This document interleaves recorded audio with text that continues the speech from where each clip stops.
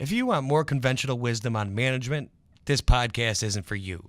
Throw away your so-called accountability. Throw away those 80s cliches. This is the OnPurpose Management Podcast. Hello and welcome again to the OnPurpose Personal Growth Podcast. Myself, Gavin Martin. We have Jeff Galis here today as well. Hello. And we have a topic that is a lesson we have to remind ourselves of over and over again. Let's see if this resonates with anybody out there.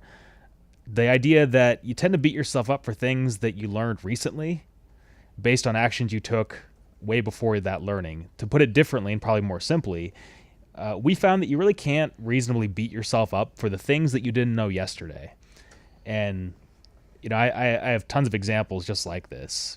Jeff and I do a fair bit of sales. Obviously, I've had sales meetings where I should have closed the deal and I didn't, just making a face at me because he agrees with that feedback. You know, but having said that, a lot of my revelations about that meeting or about that conversation came from hindsight, came from the benefit of hindsight, came from the benefit of talking to other people or learning information after the meeting. Well, how much can I really beat myself up emotionally or otherwise about that meeting, given that I did the best with the information I had? And granted, I used a work comparison there, but this happens all over the place, right, Jeff? Yeah, and a couple things that I want to touch on there that I think is very, very important. One, you mentioned hindsight. Hindsight's 20/20 is a cliche for a reason. It's really easy to see the things you should have or could have or all of those judgmental ways of stating what you should have done when you have the full picture and the outcome in mind. What we as individuals, what we as companies, what we in general have to do a better job of is if you're going to evaluate a decision, you have to put yourself in the position of when that decision happened and evaluate it against the information and the variables you knew at the time. And that includes, and this is the important part of the podcast today, that includes your internal knowledge at the time. We are built to learn. We are built to learn until the day you die, which means that every minute that passes by, every day that passes by, every new book that you read, every new experience you have is going to teach you something new. You can't judge yourself 10 years ago, 5 years ago, 10 minutes ago based on what you know now. Otherwise, you're going to hold yourself back. You're going to hurt yourself from being able to grow. And that to me is what this podcast is about today, is the idea that don't hold yourself back, don't punish yourself for things that happened a year ago, 5 years ago, 10 years ago, because you were only acting on the information you had at the time, the knowledge you had at the time. Right. You know, kids, I think by nature don't really do this, Jeff. I think we're taught to do this. At some point we're out there and we're young and we're exploring the world, we're making mistakes, but we have a smile on our face the whole time. And at some point, either some structure, and I'm not going to get into specifics because I don't want to offend people terribly, but at some point people tend to get taught inadvertently the concept of guilt. And guilt can come in many forms, but a lot of times, I know for me it was, my arm was grabbed and they said, you shouldn't have done that. And so I thought, oh my gosh, I shouldn't have done that. And that emotion sticks with people and it just paralyzes them. One thing I do want to cover on the idea of guilt is, and this is a personal story that I have, where I felt like guilt would keep me in line. I felt like by feeling that guilt, by applying that guilty feeling to myself, that it would keep me in line, that pain would force me to learn the lesson, because that's how I was taught that's how that worked. I would later learn that guilt is actually more paralyzing and actually doesn't help you bring out your best self. I know emotionally that's hard for people to stomach, but I can promise you the guilt actually isn't helping you walk a better path the first time around. In fact, oftentimes it's doing the opposite. Yeah, I'm going to have a little more fun with this. Shit happens. You are going to cause shit to happen. You are going to make many, many, many, many mistakes. Because if you're listening to this podcast, it means you're a person of action. It means you're a person of doing things. It means you're a person of trying things. And what we have to get better at doing is accepting the fact that shit's going to happen and you're going to cause it. What that means in practicality is, look, all of that shit you've caused is a lesson to be learned, and you can't have learned that lesson without the shit. So just stop beating yourself up about it. I think, Gavin, you touched on a very important part of there. Don't feel guilty about the shit. Feel excited about the shit. There's a classic Stoic sayum, and I'm not going to get it right in the Latin or any bullshit like that. I don't know the Latin. What I know is that you have to embrace. You can't just embrace the struggle. You can't embrace and want the struggle, you have to learn to love it. If you're going to be a person of growth, if you're going to be a person that achieves more tomorrow than you did today, you have to learn to love those things that everyone else thinks you feel guilty about. On any given day, I make 80 mistakes. On any given year, I make thousands of mistakes. And yeah, do I look back and say, man, I wish I didn't do that? Sure. But I love the fact that I did. And it's not because I don't have a conscience. It's not because I don't care. It's because I realize that the only way I am the person I am today and going to be better tomorrow is because I'm willing to make those mistakes. Is because I'm okay with making those mistakes. And that's, if you can take one thing away from this, if you can take one piece of advice, learn to love the shit. Learn to love the mistakes. And that brings us back. You can't judge yourself for those mistakes. You can't say, I should have. If you say, I should have, you have to remember that in that context, you don't have all the knowledge you do today. You're a person of growth, which means you're better today than you were yesterday. Learn to love the shit because it made you who you are. Well, and to that end, probably using the word shit quite a few less times. One thing I want to add to that is the shoulds in your life, whether they're I should do this, I should have done that. Most people never really do their shoulds. Most people never really learn from their shoulds. More often, Jeff, they should all over themselves, if you will. Right? Yeah, they should all over themselves. Yeah. I like that. The should-haves and could-haves are paralyzing. And let's take this and let's transition those should-haves and could-haves to I didn't. And now what I'm going to do. Those I should have done that should translate to that's in the past, now what? What actions can I take right now? What did I learn from that? What am I not going to do again? What am I going to do because of this?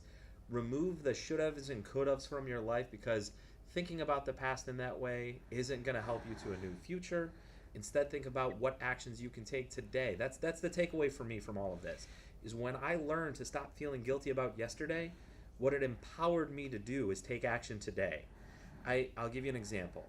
We just lost a deal today. We just got news right now about 10 minutes ago that we didn't get a deal we should have.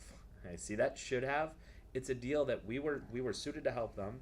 It's a deal, a prospect that we had every ability to help them. And to be blunt, I screwed up the sales process. And I have to accept that. I have to be vulnerable in accepting that. I have to look my partners, Gavin and Brian, in the eyes and say, I screwed up. And you know what it's not going to do, though? It's not going to paralyze me. I'm not going to sit here and feel guilty about it. What I'm going to acknowledge is, hey, I learned the lesson.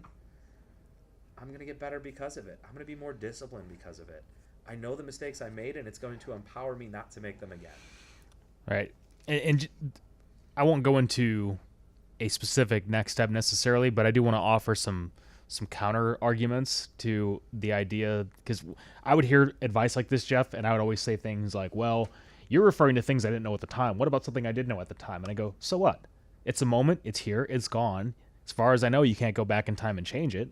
So what are you going to do? You're going to get caught up in focusing on all the negatives of it, or are you going to turn that into a learning that inspires future action from a more informed position? You see, I think so often people in life treat relationships, their own goals, their own success, what have you, as having the standard of perfection. You either nail it or you're a failure.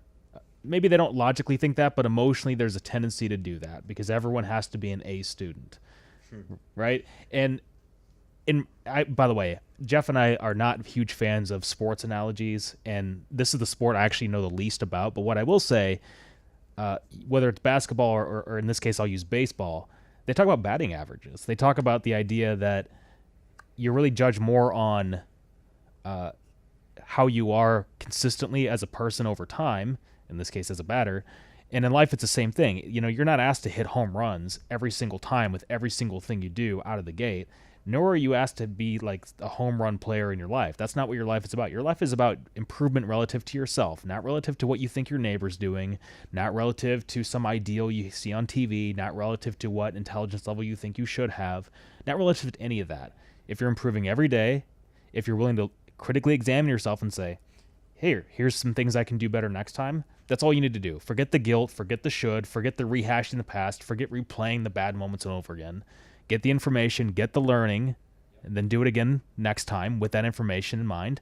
And you know what? You'll probably have the same type of thing That's the burden we bear as growth-minded people. Every time we do something, we could probably think of 1 or 2 key improvements, learn to love that, not feel terrible about it.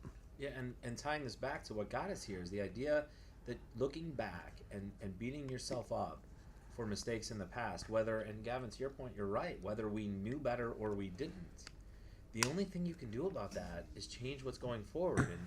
And you look at some things that are repetitive behaviors in your life that are keeping you from where you want to go, and that's a powerful, powerful thing to examine. Why aren't you changing that? Why aren't you changing those behaviors? You know better. Why aren't you? And looking at the underlying reasons there might prove it's dangerous, it's vulnerable, but it might prove very powerful for you. But if you're going to sit there and make yourself feel guilty about it, if you're going to sit there and focus on what you should have done as opposed to what you can do going forward, there's just a barrier. It's just going to hold you back rather than push you forward. So, Gavin, you didn't want to do any action items, but do you have any other things that are going to keep people from taking this and hearing it? Yeah, I'll just say literally there's no downside to letting yourself off the hook on some of these things. And even emotionally, even today, having retaught myself this lesson over and over again, I still feel a little uneasy saying that. I'll be totally honest with the listeners here. But I'm serious. There really is no downside. You're more likely to take action from your authentic self with your best self as soon as you let those negative blocking emotions go. Just forgive yourself. It's all right. You're out there doing amazing things, or you're out there on your way to doing amazing things. Things are going to happen along the way. As Jeff said, shit's going to happen along the way. That's totally okay. Feel the feeling, turn that into a learning, use the learning next time, and continue that process of improvement and personal growth. I've got one for you, Gavin. I've got a countermeasure we need. When you start doing this, when you start forgiving yourself, there's going to be some people pissed off at you. You're going to make a lot of other people uncomfortable, and they're going to judge you twice, 3 times, 10 times as much because you're not judging yourself anymore. How the heck are we going to handle that? Well, I'll say that it's not about that you don't... I think the term judgment's the wrong aim. I think you could be totally aware of where you could have done better, and you could even tell people, hey, I definitely could have done better there, but it's that emotionally charged, self-deprecating nonsense. You don't need that. You don't need to lash your own back with the whip to then, as an adult, say, hey, I could have done this better, or that wasn't very good. Or, you know what, looking back, I probably could have handled it in this way. You could still have that dialogue with people, but as soon as they start trying to push you to, bear some emotional cross, you sort of have to distance yourself from that. That's not going to help you. The learning is more in the discussion, more in the articulation of what you could do next time, not in the emotional cross that you feel like you should bear for someone else. So what are you going to do when somebody tries to shame you? When somebody, and I kid you not, this is a problem in our society right now. If you don't feel guilty enough, if you don't punish yourself enough, if you don't sit there and preach about how awful your mistake was, people are going to try to shame you. They're going to gossip behind your back. They're going to try to sabotage your progress. What are you going to do? Well, I actually think that's a different topic as it gets into when people drag you down repeatedly, and that's just sort of how they seem to conduct themselves. That goes into how you change your circle of people you hang out with, which is... That's what I was looking for. If people are doing that to you, remove them from your life. Yeah, you don't have to accept people judging you. Having said that, I've had close friends that are on their own personal growth journey, and they've done that, and I didn't get them out of my life because it was a momentary situation. What I'll say is like, hey, look, I'm trying to be better, but I'm also trying not to beat myself up so much. Would you mind if we talk about that differently?